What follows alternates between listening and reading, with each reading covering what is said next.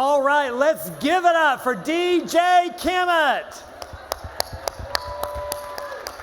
Oh, we can do better than that. One more time, give it up for our awesome DJ. Woo! Yeah. So colleagues, guests, and friends, it is day 2. Let me hear it one more time. Clap if you're having a great time so far at the 2024 NEA National Leadership Summit. Today, my NEA family, it is another packed agenda. So let's keep learning, keep leaning into learning, even if it's uncomfortable. Keep sharing and connecting and building and planning. Let me ask this, are Talisa Jones and Mandy Jung in the room? If so, please stand up. Let's give it up for them.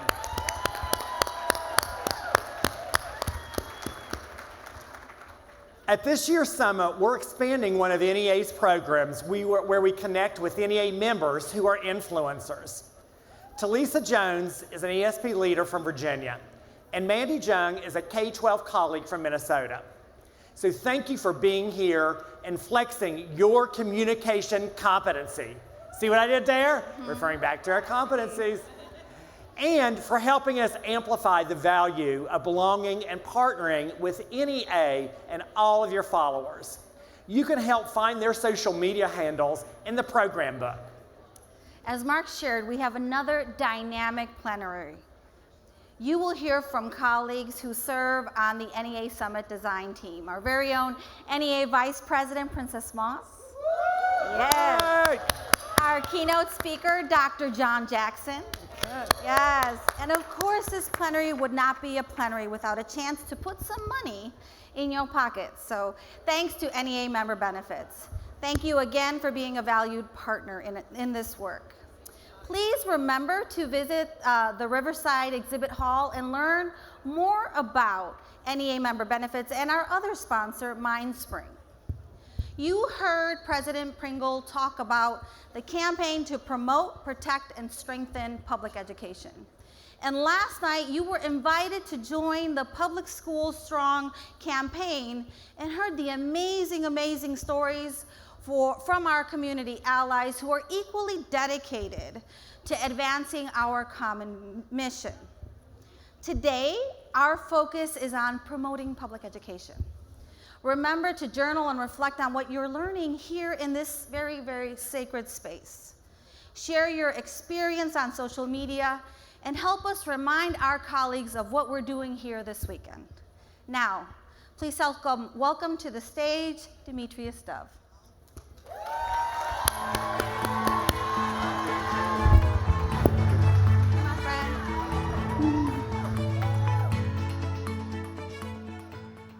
Good morning, NEA. I am Demetrius Dove, an aspiring educator with the Georgia Association of Educators and a member of the Summit Design Team. Educator, researcher, and author Brené Brown says, "We cultivate love when we allow our most vulnerable and powerful selves to be deeply seen and known, and when we honor the spiritual connection that grows from that offering with trust, respect, kindness, and affection." Princess Moss embodies that quote. A few years ago, she stood on the summit stage. Yes, y'all can clap. A few years ago, she stood on the summit stage and shared the powerful story of growing up with the shame that she felt after being teased by kids when a lack of resources forced her to wear her father's shoes, and even more powerful, how she found pride in that painful experience, recognizing the sacrifices of her parents. How she would later use that to show and teach empathy to her students. A few short years later, Princess again demonstrated remarkable courage and vulnerability when she shared the personal impact of COVID and losing her sister to the virus. Yet she stood resolutely on the stage, reminding educators that the resilience that comes from some of our most traumatic times is what uniquely qualifies us to advocate for education professionals, to unite our members and the nation to fulfill the promise of public education, to prepare every student to succeed in a diverse and interdependent world. And most recently, we saw Princess's heart for her students when she shared the story of her former student who credits his success as a world-famous artist to the love, guidance, and education he received from Princess and the Black women in his grandmother's beauty shop. So the little girl from Louisa County, Virginia, who perhaps thought that her vulnerability was a weakness, not only became a teacher, she went on to lead the Virginia Education Association. She served 2 years on the NEA Executive Committee before serving as Secretary-Treasurer of the National Education Association. And now, she is the Vice President of the single largest labor union. Princess's leadership teaches us to use another Brené Brown quote, that embracing our vulnerabilities is risky, but not nearly as dangerous as giving up on love and belonging and joy, the experiences that make us the most vulnerable. So, after I leave the stage, the next voice that you will be hearing is none other than that of our NEA Vice President and Summit Design Team, Princess Moss. Thank you.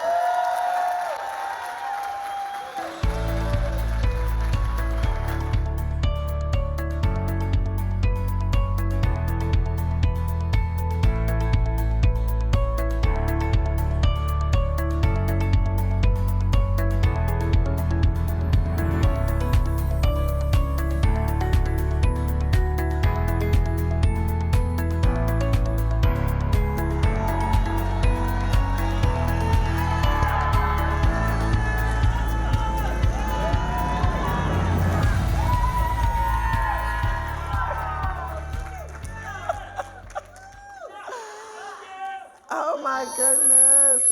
Love you! Fix it. Fix that mic.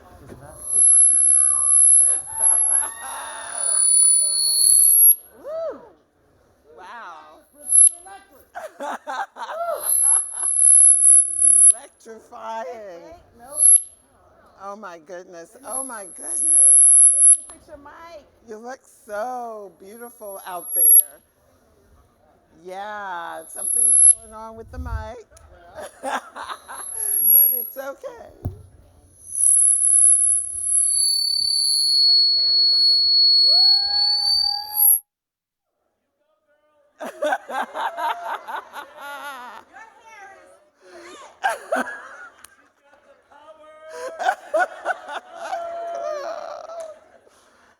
Okay, all right, that's better. Yeah. Oh my goodness. Oh my goodness. I wish you could see you from up here. You're so incredibly beautiful. Good morning. Hello, NEA leaders. Thank you so much for being here this morning. I am Princess Moss, an elementary music teacher from Louisa County, Virginia. Yay. And I have the honor of being your NEA Vice President.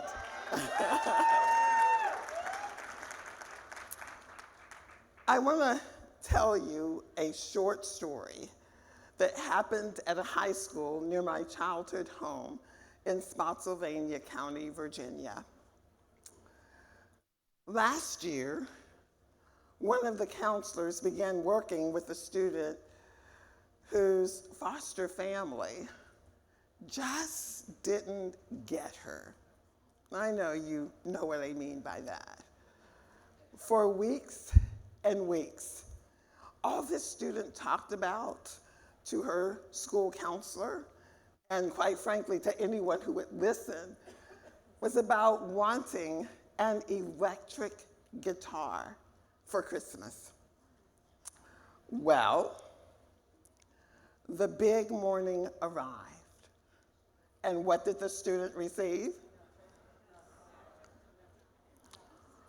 Well, it was something she had never thought about, let alone even mentioned.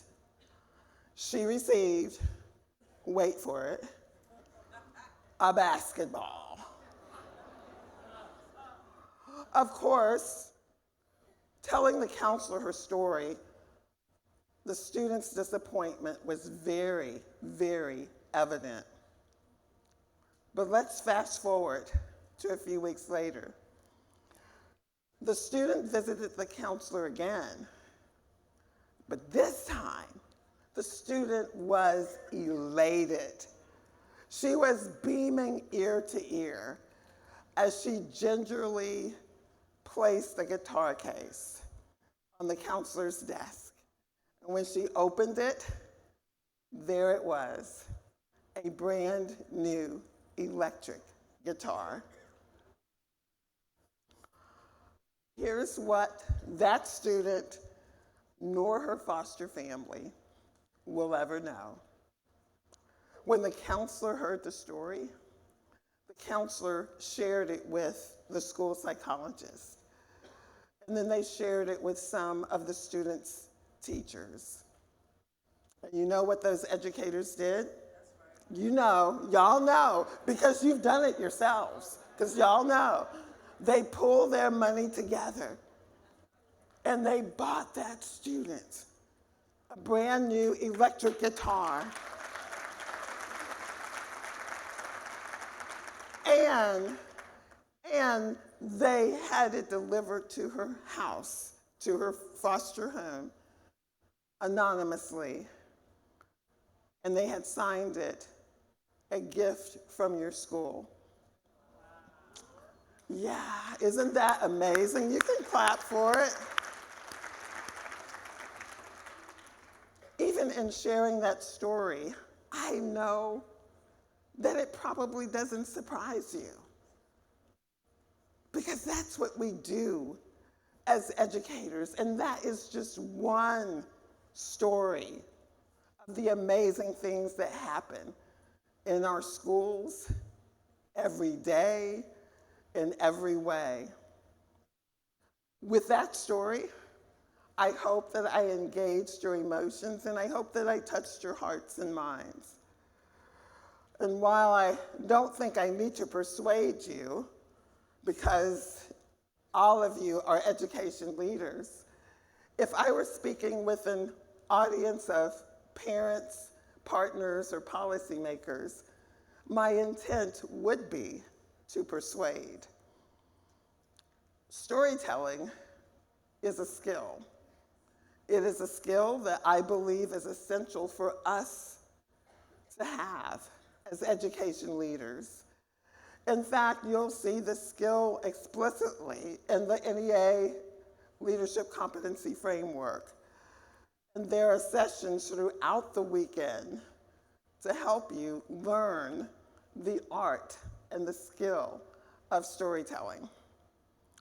Storytelling is also a skill we can use to promote public education. Promote public education. Today, we're going to talk about that in just a bit. Yesterday, you heard Becky and the panelists share stories and strategies about protecting public education, right? Remember our campaign, promote, protect, strengthen. Today, our theme is about what we can do better to promote public education. We have to, my friends, promote our stories. We have to promote our stories in order to illustrate the power of public education, because they are the very best antidotes to the negative messages being told by those who would want to pull public education down. We must work as hard as our opponents to lift public education up. The theme of this summit is absolutely true. Education, democracy, and freedom are our right and our responsibility. Some of that responsibility includes telegraphing all of the good things that are happening in public education, including those electric guitar moments. They're happening all throughout our nation's schools. So I want to thank you. Thank you for your collective desire to lead and for all that I know you will do to promote, protect, and strengthen public education. So thank you very much.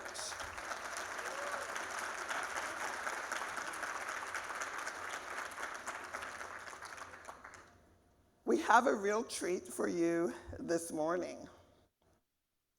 To expand the campaign that Becky talked about yesterday, we know that it's going to take more than educators. We know that it's going to take more than us sharing our stories. It's going to take more than us talking about what it means to protect, invest in, support, and strengthen education. Because we know that. We know the story. But what we need partners in this incredible work. One of the NEA's longstanding partners is the Schott Foundation. Today, we will be joined by President and CEO of the Schott Foundation, John Jackson. Yeah. It's very, very exciting. And just a little bit about John Jackson. From his time in the Office of the Civil Rights in the U.S. Department of Education, that was during the Clinton administration, to his time as National Director of Education and Chief Policy Officer of the NAACP, Dr. Jackson has been promoting public education with a laser focus on equity and ensuring that parents and communities are informed and included in the work around transforming their public schools. So we're going to hear more about the incredible work of John Jackson from the Schott Foundation. But at this time, I want you to join me in giving a warm NEA welcome to Dr. John Jackson. Thank you.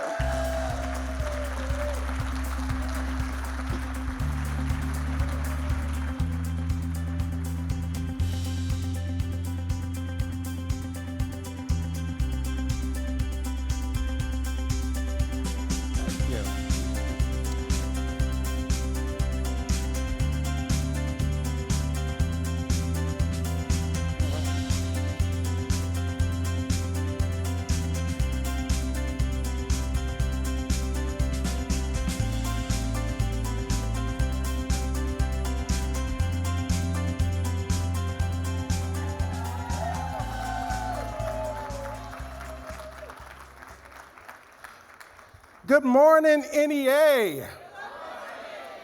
All right, we can do better than that. I saw some of you all last night. Good morning, NEA. I am shocked that you are here. It is hard to hoot with the owls and soar with the eagles, but you are proving that it is possible. I am happy to be home, and I say that not just because I grew up on the south side of Chicago, not just because I get an opportunity to see my cousin Monique Hall, who's a lifelong public school teacher and who's here, but because I am with my NEA family. There has not been a point in my career, whether working in government, working in civil rights, now working in philanthropy, that I have not been working in concert with the National Education Association. Whether working with Bob Chase, or Reg Weaver, or Lily, or the bold and brilliant Becky Pringle. That's right. I appreciate her voice, her leadership, her strategic thinking. Usually when you pick a leader, you've got to pick one or the other. But she has it all.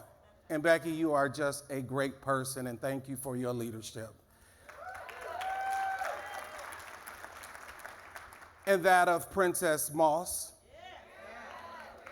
And I'm also blessed to have been able to recruit Kyle Surratt on my board to advise and give strategic counsel to the Schott Foundation for Public Education. So we could be so many places this morning. I'm glad that we made time to invest in the moment to be here to talk about how we can promote public education. Princess, you talked about storytelling. It reminds me of the story of an old man who decided to marry a very young woman.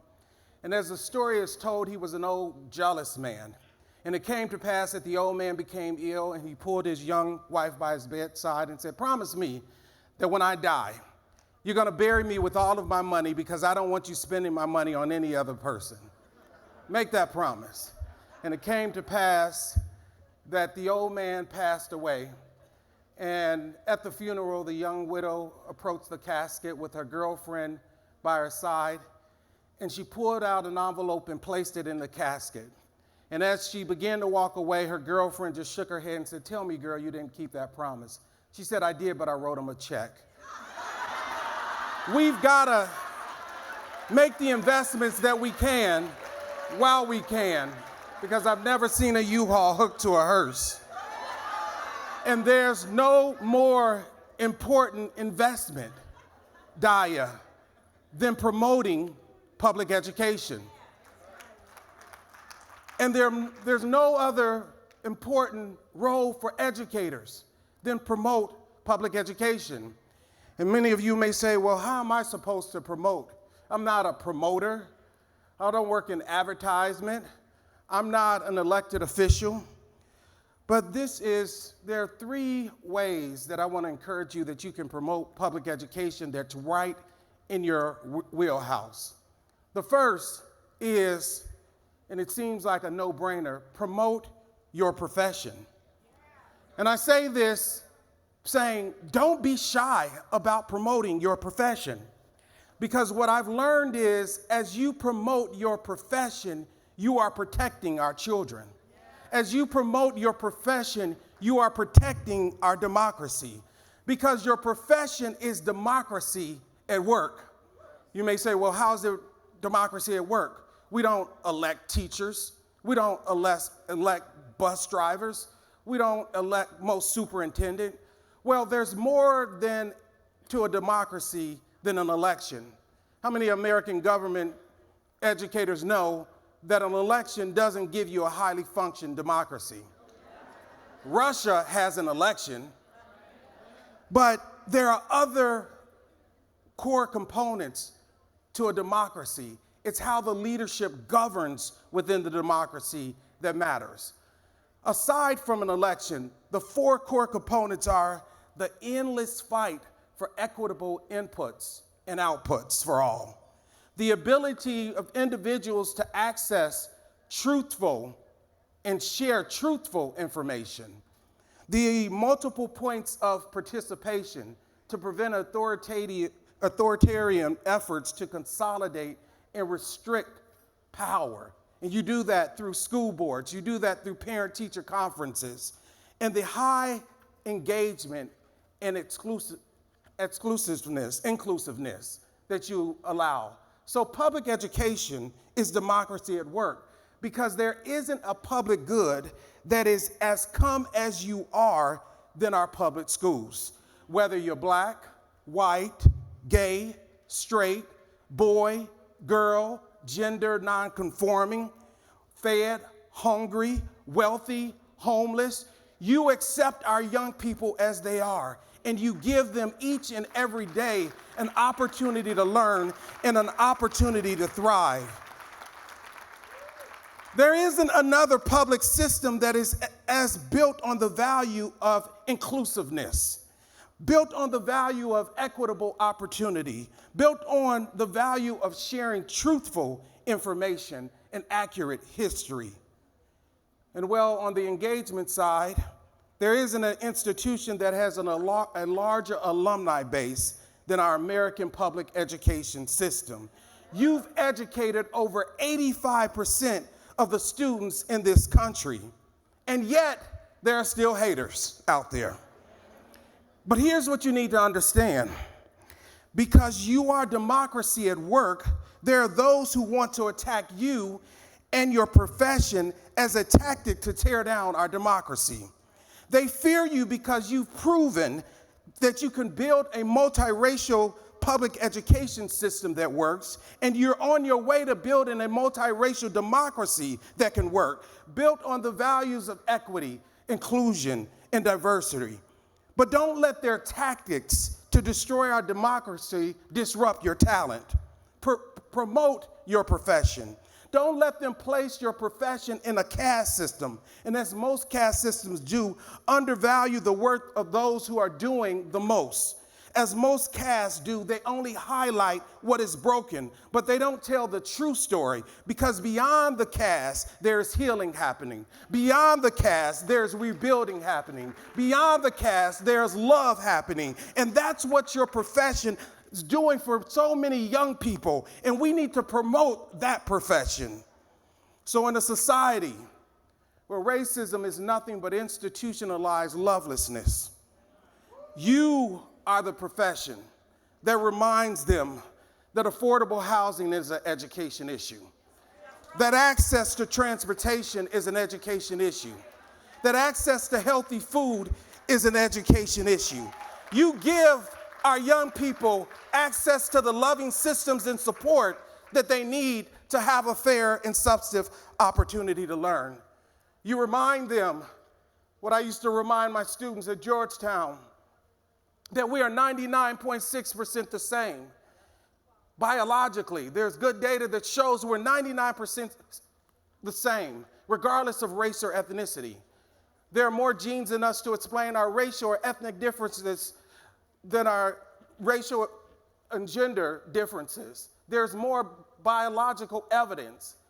There's more distinctions in our eye color than there is in our racial or ethnic differences. So to the degree that we're able to identify by race or ethnicity who's more likely to graduate, who's less likely to be in gifted and talented courses, it's not our racial or ethnic differences, but the social policies and social practices which create those differences. And you remind policymakers that each and every day. Promote your profession. In a society that looks to invest in social media platforms that stoke fear and isolation in our young people, you are the profession that reminds them that it's about love and being in healthy relationships, something that social media and artificial intelligence can never do. So don't let their games get you off your game. It's a tactic, because they know that the higher the education level, the more informed our young people are, the less likely they are to take an extreme right position like banning books. They know that the more diverse and inclusive a democratic process is, the less likely that an individual will be elected who would support suspending an educator for teaching truthful history or culturally relevant curricula. They know. So this is just a tactic. We've got to promote the profession. You are protectors of public education, the protectors of our democracy. And you know what? I love the way you do it. I love the way you do it, because you don't do it with guns, you do it with grace and brilliance. It reminds me of the story of a seasoned educator who was going through the McDonald's drive-thru. And evidently someone thought she was taking too long, because there was a young man behind her laying on the horn and screaming out offensive things. And she pulled up to the first window and she told the clerk, "I want to pay for my food and his food." And as she began to pull away to go to the second window, she saw the young man in the back waving his hand, saying, "Thank you, thank you." Probably embarrassed because she met his rudeness, repaid his rudeness with kindness. And when she got to the second window, she showed the clerk both receipts. And she took her food and his food too. So he had to go out and all the way back to the end of the queue. Don't mess with an educator because you're not smart enough. Chances are you will just end up with a teachable moment. Promote your profession. But after you promote your profession, I want you to promote your passion. Promote your passion, because there are those who will chastise you for your pay, chastise you because of your position. And yes, you should be paid more. And yes, you deserve more awards. But many of you all didn't do this because of the pay. You didn't do it because of the awards. There are some of you who are still passionate about this, but because of the attacks, you're thinking about giving up. Well, just know that you are wonderfully made different. You did it because of the passion. You did it because it's part of your purpose and unique skills. You know, I grew up here on the south side of Chicago, so I grew up a Bulls fan, that team that has 6 NBA championship rings. If you don't have 6, I don't want to talk to you. But I remember journalists interviewing Michael Jordan, public school grad, Laney High School in Wilmington, North Carolina. And I remember him asking Michael Jordan, what was the best team you ever played on? Thinking he would say it was a team, they won the championship, he was MVP and all the rest. He said, no, the best team I ever played on had someone on the team that everyone thought was a misfit and shouldn't have been on the team because we were already good. He said, and that person was Dennis Rodman, who is also a public school grad from South Oak Cliff High School in Dallas. He said, yeah, Dennis had his issues, but Dennis had passion. Dennis had a unique skill. I knew that if I took a shot and I missed, he would be right there to rebound. He said, I knew that if I took another shot and I missed, he would be right there to rebound. And I knew that if the more shots that I took, the more I would make. Listen, in a society that is so willing to chastise, critique, and assess our young people, you are those that stand in the middle and rebound for them each and every day. You remind us that but for a mother, but for a father, but for a sister, we would not be here. So they take a shot, you rebound. If they miss, you rebound. They take another shot and they miss, you rebound. You drive them to success. We don't need just those who are critical. We need you rebounding. Promote your passion. Promote your passion. And that's why at the Schott Foundation, we want to coalesce an army of rebounders around you to help promote that passion. So we are partnering with the Protect, Promote, and Strengthen campaign to gather over 1 million stories about the impact of public education. And you have in your chairs a sheet with a QR code. And I'm going to ask that we execute on this, that if you could just put your phone to the QR code, whether you do it now or whether you do it before the end of the day, but do it before you forget. Because if there are 1,500 people here, we want 1,500 people coalesced in this army. Because there's a lot of negative information out there around public education. What we want to cultivate and arm you with is the positive data of the impact of public education, so no one can tell us a different narrative. We want you a part of the Public School Grad campaign because it's not just about the profession, but it is about your passion. And for many of you, this is also a calling. How many of you all have heard of Bayard Rustin?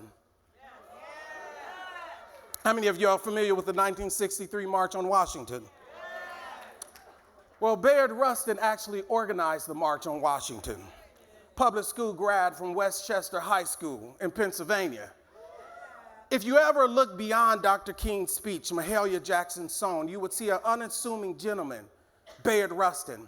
And I remember looking at some stock footage where a journalist was interviewing Mr. Rustin. He asked him, what was the most important part of the march? Thinking he would say it was Dr. King's speech, Mahalia Jackson's song. He said those were important, but equally important were those individuals who said that they would show up with 500 signs and showed up with 500 signs. Those individuals who said that they would make 100 sandwiches and showed up with 100 sandwiches. Those who said that they would be on the corner of 3rd and F at 4 o'clock, and they were actually on the corner of 3rd and F at 4 o'clock. And this was long before we had these and you could text, "Are you there yet?" There was a level of execution. And he said that equally important were those who stayed after to sweep the streets so that we wouldn't get fined. I can't tell you what your calling is.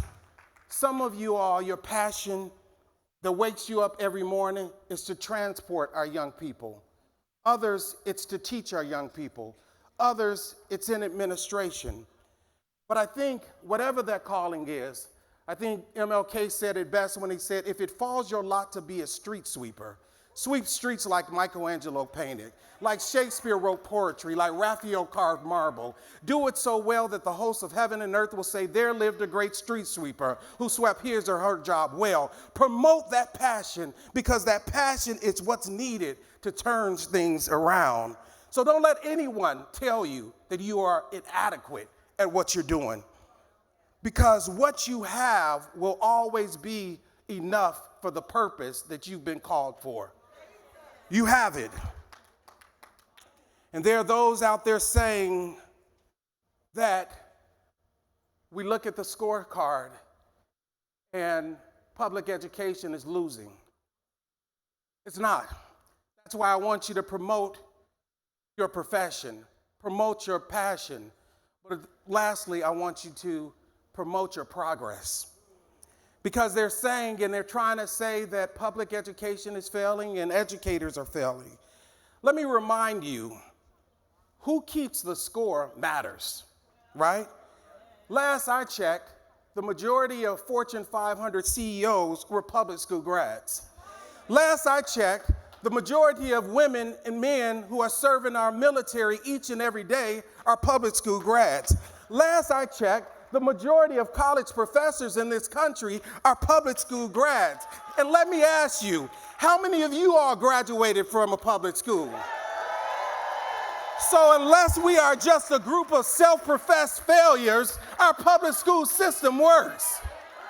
Who's keeping the score? You're winning. You need to remind them, without public education, economies shut down, democracies fail. Heck, there's only been one U.S. president who led an insurrection, and he wasn't a public school grad. I'm just saying.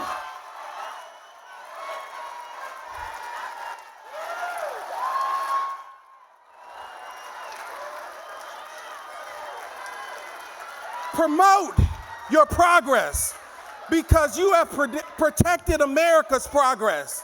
They want to keep the score, let's keep the score. Without you, no MLK, graduate of Booker T Public School. Without you, no Dolores Huerta, graduate of Stockton Public Schools. Without you, no Sandra Day O'Connor or Michelle Obama, graduate of public school in El Paso or Chicago.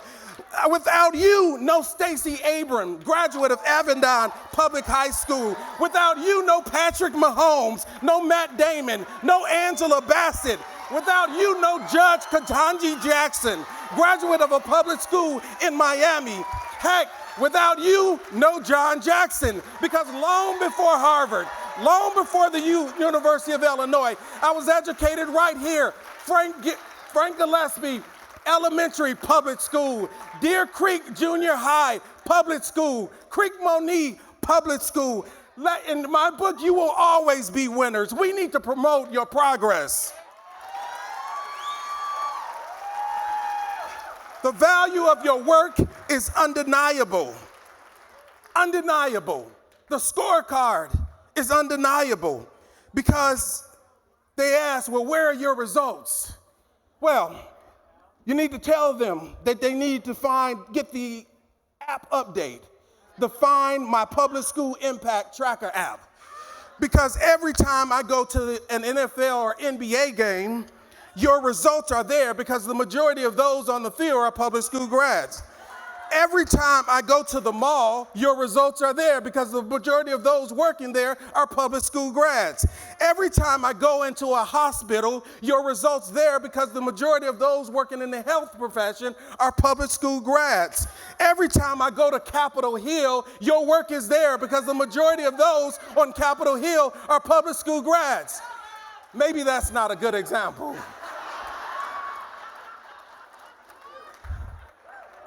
But don't think we're going to ignore the fact that there are those who are intentionally misrepresenting the score because this is a predominantly female-populated profession. But this is why we've got to be adamant about promoting your progress, because America's progress has been on the backs of your progress. And the score is clear, your results are clear, and we must promote the fact that we have progress under your leadership. So all we need to do is to show them the score. And look at your neighbor and say, look at the scoreboard. I ain't no joke. So we know the score. We know what we need to do to promote public education, to protect public education. I'm done. But before I leave, I know that some may say, well, you told me what I need to protect, but you didn't tell me what I need to do to protect it. Well, I'm going to leave you with one more significant P that a little boy had to teach his father. Father was reading his son a bedtime story. And his son, he finished the story, he kissed his son on the head and began to walk out, said, son, I love you. The son said, Daddy, before you leave, can you bring me a glass of water? He said, son, I'm sorry you had all day to get water. I'm not going to bring you water before you go to bed. Good night. Daddy gets up to walk out. He hears his son again. Daddy, can you bring me a glass of water? Father, a little more upset and perturbed. He said, son, I'm a little perturbed. I just explained to you I'm not giving you water before you go to bed. If I have to come back in here, I'm going to come back here to spank you. Good night. Father walks out the door. Here's his son. Daddy, when you come back in here to spank me, can you bring me a glass of water? It's going to take a level of persistence to promote your profession, to promote your passion, to promote your progress. And I don't know when it's going to happen, but I do know the words that Shakespeare spoke through the mouth of Hamlet, to be or not to be. We don't know if it's to be tomorrow for our young people or next week, but I am confident that it is to be because it's in your hands. God bless you all.